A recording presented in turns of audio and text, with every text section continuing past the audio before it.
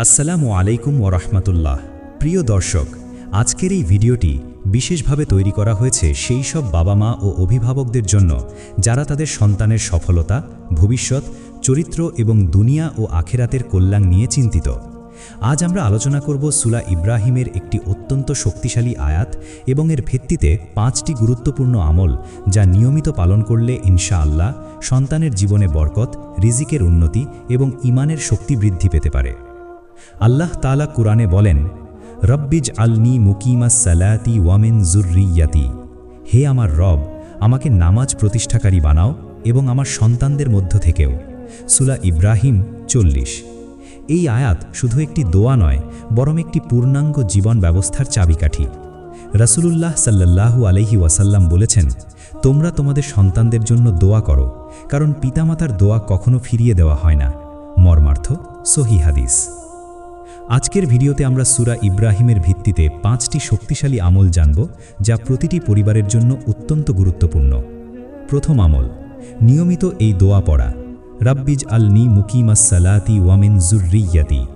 প্রতিদিন ফজরের পর সন্তানদের জন্য এই দোয়া করা তাদের জীবনে বরকত নিয়ে আসে। দ্বিতীয় আমল, সন্তানকে সালাতের প্রতি অভ্যস্ত করা, কারণ আল্লাহ বলেন, ইন্নাস সালাতা তানহা আনিল ফাহশাই ওয়াল মুনকার।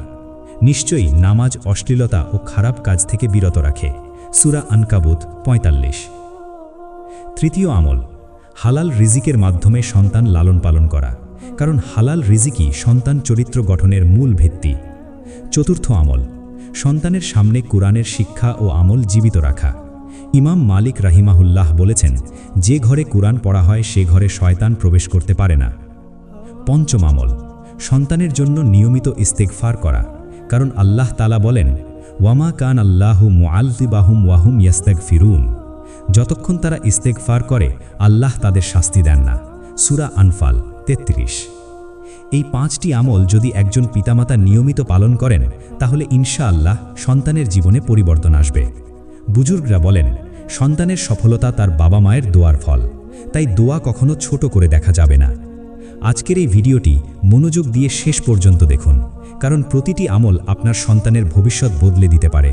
আর যদি আপনি চান এমন আরও ইসলামিক শিক্ষা, দোয়া এবং কুরআনের আলো, তাহলে এখনই আমাদের channel Islamic mind vision subscribe করুন এবং বেল আইকন অন করে দিন।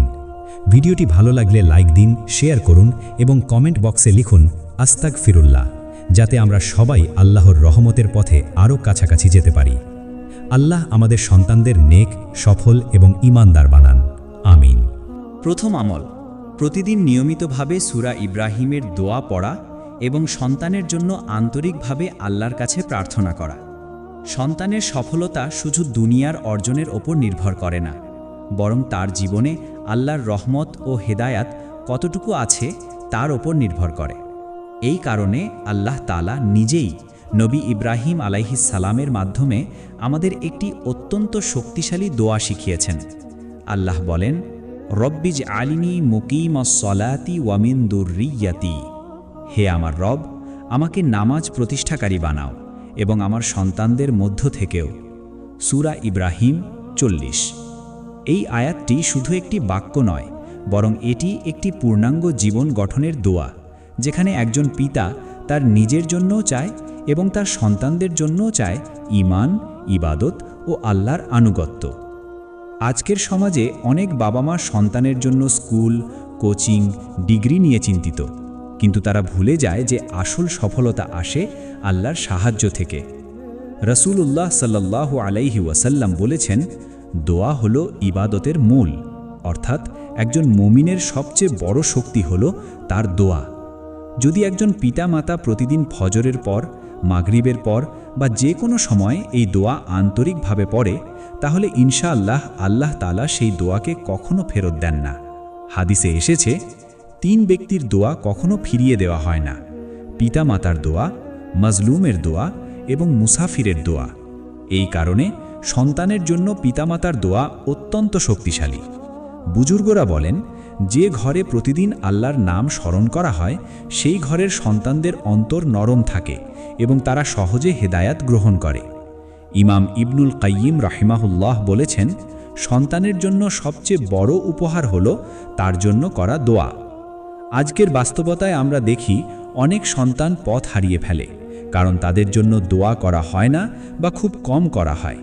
কিন্তু যদি একজন মা প্রতিদিন কাঁদতে কাঁদতে আল্লাহর কাছে বলে, রব্বি জাআলনি মুকিমাস সলাতি ওয়া মিন যুররিয়াতি, তাহলে সেই সন্তানের জীবনে আল্লাহ বিশেষ রহমত দান করেন।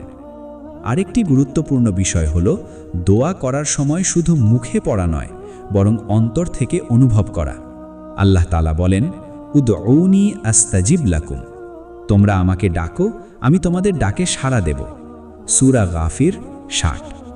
এই আয়াত আমাদের শেখায় আল্লাহর সাথে সম্পর্ক সরাসরি এবং জীবন্ত হতে হবে।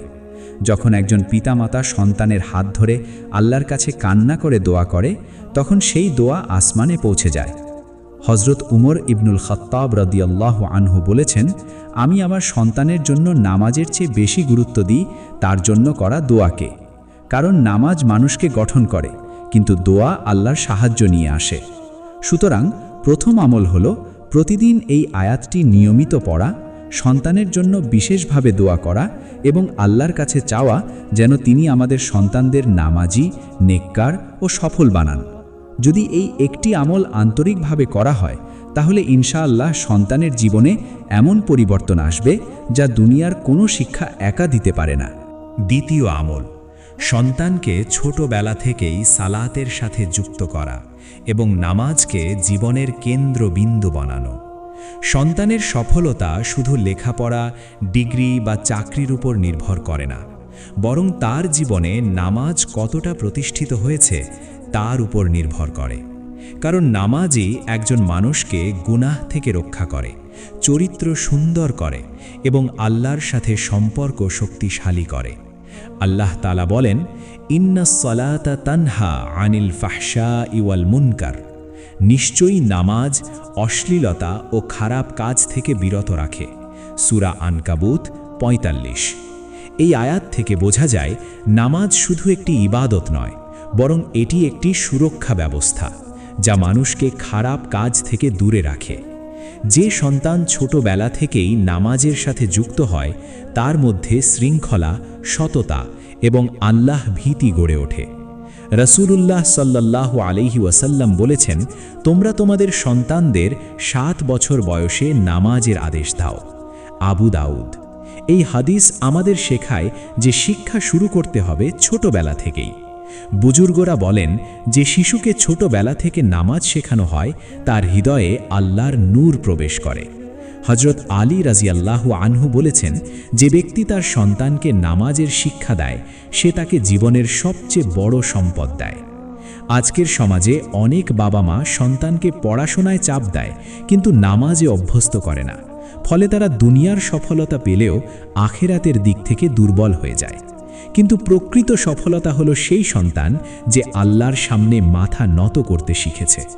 রাসূলুল্লাহ সাল্লাল্লাহু আলাইহি ওয়াসাল্লাম বলেছেন, নামাজ হলো মুমিনের মেরাজ, অর্থাৎ নামাজ মানুষকে আল্লাহর সবচেয়ে কাছে নিয়ে যায়। যদি একজন সন্তান প্রতিদিন 5 ওয়াক্ত নামাজে অভ্যস্ত হয়, তাহলে তার জীবনে আল্লাহর রহমত, বরকত এবং হিদায়াত নেমে আসে। ইমাম হাসান আল বসরি রাহিমাহুল্লাহ বলেছেন, যে ঘরে নামাজ কায়েম হয়, সেই ঘর আলোর ঘর হয়ে যায়। সুতরাং বাবা মায়ের দায়িত্ব শুধু আদেশ দেওয়া নয়, বরং নিজে উদাহরণ হওয়া। যদি সন্তান দেখে তার বাবা মা নামাজ পড়ছে, তাহলে সে নিজে থেকেই নামাজের দিকে আকৃষ্ট হবে। আল্লাহ তাআলা বলেন, ওয়া'মুর আহলাকা বিস-সলাতি ওয়াসতাবির আলাইহা, তোমার পরিবারকে নামাজের নির্দেশ দাও এবং এতে ধৈর্য ধরো। সূরা তহা ১৩২। এই আয়াত আমাদের শেখায় সন্তানকে নামাজে অভ্যস্ত করা একটি ধৈর্যের কাজ, যা ধীরে ধীরে ফল দেয়।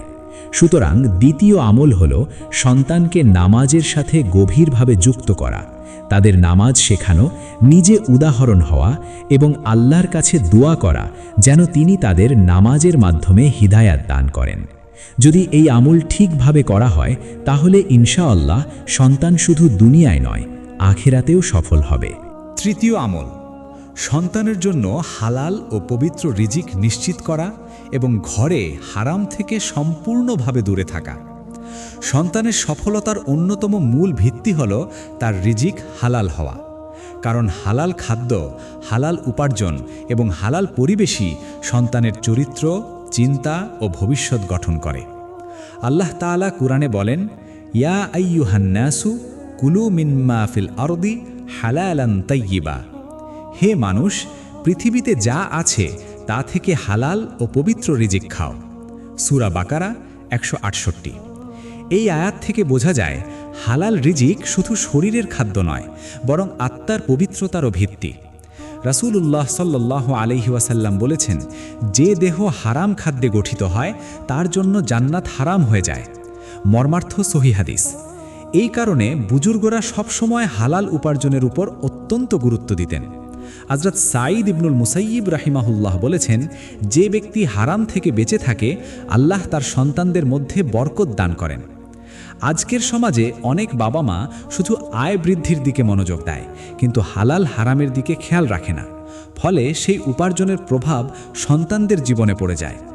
যদি রিজিক হারাম হয় তাহলে সেই রিজিক দিয়ে গড়ে ওঠা সন্তানের অন্তরে অস্থিরতা, অবাধ্যতা এবং আল্লাহ থেকে দূরত্ব তৈরি হয়।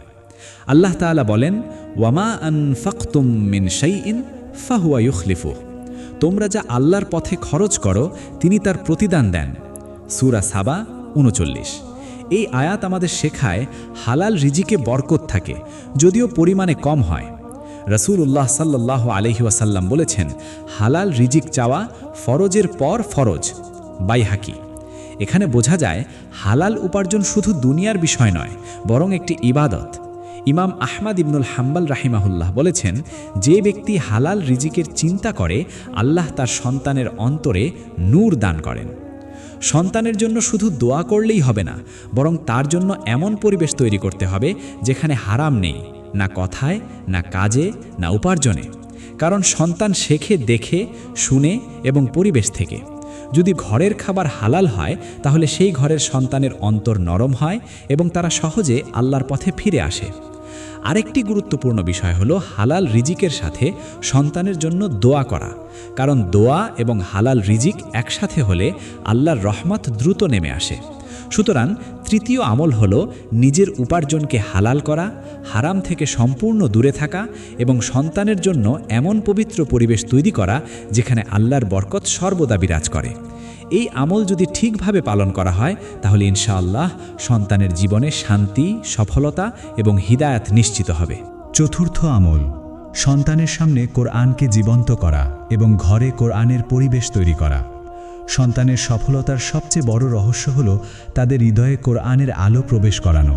কারণ কোরআন শুধু একটি বই নয়, বরং এটি আল্লাহর সরাসরি হিদায়াত, যা মানুষের জীবনকে অন্ধকার থেকে আলোর দিকে নিয়ে যায়। আল্লাহ তাআলা বলেন, ইন্না হাযাল কুরআন ইয়াহদি লিল্লাতী হিয়া আকওয়াম। নিশ্চয়ই এই কোরআন সেই পথ দেখায় যা সবচেয়ে সঠিক। সূরা ইসরা 9।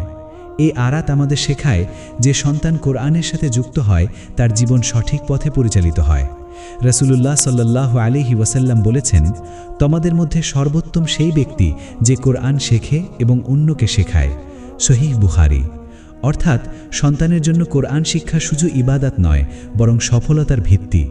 বুজুর্গরা বলেন, যে ঘরে কোরআনের তেলাওয়াত হয় সেই ঘরে শয়তান প্রবেশ করতে পারে না এবং বরকত নেমে আসে। হযরত ইমাম শাফাঈ রাহিমাহুল্লাহ বলেছেন, আমি আমার জীবনের সফলতার মূল কারণ কোরআনকে বানিয়েছি। আজকের বাস্তবতায় আমরা দেখি অনেক সন্তান মোবাইল, গেম এবং দুনিয়ার ব্যস্ততায় হারিয়ে যাচ্ছে, কিন্তু তাদের হৃদয়ে কোরআনের আলো নেই। ফলে তারা মানসিকভাবে অস্থির, অসন্তুষ্ট এবং দিকহীন হয়ে পড়ে। কিন্তু যদি একজন পিতামাতা প্রতিদিন সন্তানদের সামনে কোরআন তেলাওয়াত করে, তাদের সাথে কোরআনের অর্থ বোঝায়, তাহলে সেই ঘর ধীরে ধীরে পরিবর্তিত হয়ে যায়। আল্লাহ তাআলা বলেন, ওয়ারাত্তিলিল কুরআনা তারতিলা। কোরআনকে ধীরে ধীরে সুন্দরভাবে তেলাওয়াত করো। সূরা মুজ্জাম্মিল 4। এই আয়াত আমাদের শেখায় কোরআনের সাথে সম্পর্ক গভীর ও ধীরস্থির হতে হবে। রাসূলুল্লাহ সাল্লাল্লাহু আলাইহি ওয়াসাল্লাম বলেছেন, কোরআন কিয়ামতের দিন তার পাঠকের জন্য সুপারিশ করবে। সহিহ মুসলিম। এটি প্রমাণ করে যে কোরআন শুধু দুনিয়ার সফলতা নয়, বরং আখিরাতের সফলতারও চাবিকাঠি। একজন বুজুর্গ বলেছেন, যে ঘরে কোরআন নেই সেই ঘর অন্ধকার ঘর। তাই বাবা মায়ের দায়িত্ব হলো সন্তানকে শুধু পড়াশোনায় নয় বরং কোরআনের সাথে গভীরভাবে যুক্ত করা। যদি সন্তান ছোটবেলা থেকে কোরআন শোনে, পড়ে এবং বুঝতে শেখে, তাহলে তার অন্তর আল্লাহর দিকে আকৃষ্ট হয়। আরেকটি গুরুত্বপূর্ণ বিষয় হলো সন্তানের সামনে কোরআন শুধু পড়া নয়, বরং সেই অনুযায়ী জীবনযাপন করা। কারণ সন্তান শেখে দেখে, শুধু শোনে না। যদি তারা দেখে বাবা মা কোরআন অনুযায়ী জীবন চালাচ্ছে, তাহলে তারা স্বাভাবিকভাবেই সেই পথে চলে যায়। সুতরাং চতুর্থ আমল হলো ঘরে কোরআনের পরিবেশ তৈরি করা। প্রতিদিন কোরআন তেলাওয়াত করা, অর্থ বোঝানো এবং সন্তানকে কোরআনের সাথে গভীরভাবে যুক্ত করা। এই আমল যদি নিয়মিত করা হয়, তাহলে ইনশাআল্লাহ সন্তান শুধু দুনিয়ায় নয়, আখিরাতেও সফল হবে। পঞ্চম আমল, সন্তানের জন্য নিয়মিত ইস্তেগফার করা এবং নিজেরাও আল্লাহর কাছে বারবার ক্ষমা চাওয়া। সন্তানের সফলতার জন্য শুধু তাদের শিক্ষা, পরিবেশ বা দোয়া নয়, বরং পিতামাতার নিজের ইস্তেগফারও অত্যন্ত গুরুত্বপূর্ণ ভূমিকা রাখে। কারণ একজন মানুষের জীবনে বরকত আসে তখনই যখন তার জীবনে গুনাহ কমে যায় এবং আল্লাহর রহমত বেশি নেমে আসে। আল্লাহ তাআলা বলেন, ফাকুলতু ইস্তাগফিরু রাব্বাকুম ইন্নাহু কানা গফফারা। অর্থ, তোমরা তোমাদের রবের কাছে ক্ষমা চাও, নিশ্চয়ই তিনি অতি ক্ষমাশীল। এরপর আল্লাহ বলেন, ইউরসিলিস সামাআ আলাইকুম মিদরারা। তিনি তোমাদের উপর আকাশ থেকে প্রচুর বরকত বর্ষণ করবেন। এই আয়াত থেকে বোঝা যায় ইস্তেগফার শুধু নিজের জন্য নয়, বরং পুরো পরিবারের জন্য বরকত নিয়ে আসে, বিশেষ করে সন্তানের জীবনে। রাসূলুল্লাহ সাল্লাল্লাহু আলাইহি ওয়াসাল্লাম বলেছেন, যে ব্যক্তি নিয়মিত ইস্তেগফার করে, আল্লাহ তার জন্য সংকট থেকে মুক্তির পথ খুলে দেন এবং এমন জায়গা থেকে রিজিক দেন যা সে কল্পনাও করে না। আবু দাউদ। এই হাদিস আমাদের শেখায় ইস্তেগফার হলো বরকতের চাবি। বুজুর্গরা বলেন, যে ঘরে ইস্তেগফার বেশি হয় সেই ঘরে অশান্তি কম থাকে এবং সন্তানরা সহজে হেদায়েত গ্রহণ করে। হযরত হাসান আল বাসরি রাহমাহুল্লাহ বলেছেন, ইস্তেগফার হলো রিজিক বৃদ্ধির সবচেয়ে বড় মাধ্যম। আজকের সমাজে অনেক বাবা মা সন্তানের জন্য দোয়া করে, কিন্তু নিজের গুনাহের জন্য ইস্তেগফার করে না, ফলে দোয়ার ফল ধীরে আসে। কিন্তু যখন পিতামাতা নিজেরাও বারবার আস্তাগফিরুল্লাহ পড়ে, আন্তরিকভাবে আল্লাহর কাছে ক্ষমা চায়, তখন আল্লাহ সেই পরিবারের উপর বিশেষ রহমত নাজিল করেন। আল্লাহ তাআলা বলেন, ওয়ামা কানা আল্লাহু মুআদ্দিবাহুম ওয়াহুম ইয়াস্তাগফিরুন। অর্থ, যতক্ষণ তারা ইস্তেগফার করে, আল্লাহ তাদের শাস্তি দেন না। সূরা আনফাল 33। এই আয়াত প্রমাণ করে ইস্তেগফার হলো সুরক্ষা। একজন বুজুর্গ বলেছেন, যে পিতামাতা নিজের জন্য ইস্তেগফার করে, আল্লাহ তাদের সন্তানের ভাগ্য পরিবর্তন করে দেন। কারণ সন্তানের জীবন অনেকাংশে পিতামাতার আমলের সাথে যুক্ত থাকে। যদি পিতামাতা গাফেল থাকে, তাহলে সন্তানের জীবনে অস্থিরতা আসে, আর যদি তারা আল্লাহমুখী হয়, তাহলে সন্তানের জীবনেও বরকত নেমে আসে। রাসূলুল্লাহ সাল্লাল্লাহু আলাইহি ওয়াসাল্লাম প্রতিদিন বহুবার ইস্তেগফার করতেন, যদিও তিনি নিষ্পাপ ছিলেন। এটা আমাদের শেখায় ইস্তেগফার কখনো বন্ধ করা যাবে না। সুতরাং পঞ্চম আমল হলো নিজের জীবনে নিয়মিত ইস্তেগফার করা, সন্তানের জন্য দোয়া করা এবং আল্লাহর কাছে আন্তরিকভাবে ক্ষমা চাওয়া। এই আমল যদি একজন পরিবারে প্রতিষ্ঠিত হয়, তাহলে ইনশাআল্লাহ সেই পরিবারের সন্তানের জীবন পরিবর্তিত হবে, রিজিক বাড়বে, হেদায়েত আসবে এবং সফলতা নিশ্চিত হবে। আলহামদুলিল্লাহ।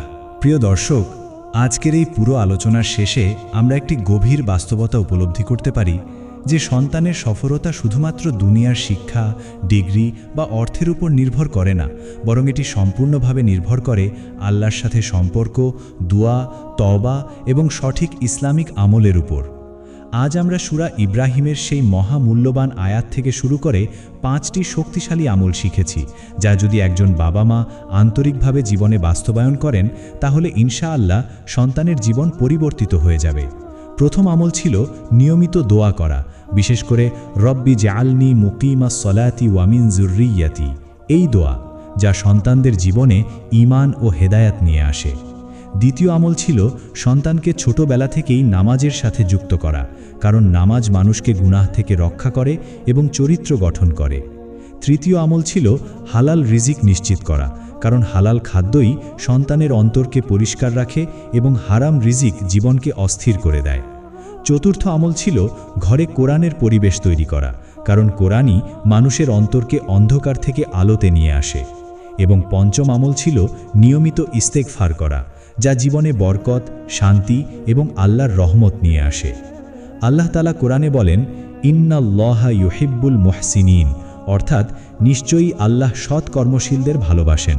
সূরা বাকারা 195। এই আয়াত আমাদের শেখায় যে যখন আমরা আমাদের জীবনকে আল্লাহর পথে সাজাই, তখন আল্লাহ আমাদের এবং আমাদের সন্তানদের বিশেষ রহমত দান করেন। রাসূলুল্লাহ সাল্লাল্লাহু আলাইহি ওয়াসাল্লাম বলেছেন, প্রত্যেক সন্তান ফিতরতের উপর জন্মগ্রহণ করে, তারপর তার পিতামাতা তাকে গড়ে তোলে। সহিহ বুখারী। এই হাদিস আমাদের দায়িত্বের কথা মনে করিয়ে দেয় যে সন্তানের ভবিষ্যৎ আমাদের হাতেই গঠিত হয়। বুজুর্গরা বলেন, যে ঘরে দোয়া, কোরআন এবং নামাজ থাকে সেই ঘর কখনো ধ্বংস হয় না, বরং বরকতে পূর্ণ হয়ে যায়। আজকের এই ভিডিও থেকে সবচেয়ে বড় শিক্ষা হলো, সন্তানের সফলতা কোনো একক কাজের ফল নয়, বরং এটি একটি পূর্ণাঙ্গ জীবন ব্যবস্থার ফল, যেখানে দোয়া, ইবাদত, হালাল জীবন এবং কোরআনের সাথে সম্পর্ক সব কিছু একসাথে কাজ করে। যদি আমরা এই 5টি আমলকে আমাদের জীবনে বাস্তবায়ন করতে পারি, তাহলে ইনশাআল্লাহ আমাদের সন্তান শুধু দুনিয়ায় নয়, আখিরাতেও সফল হবে।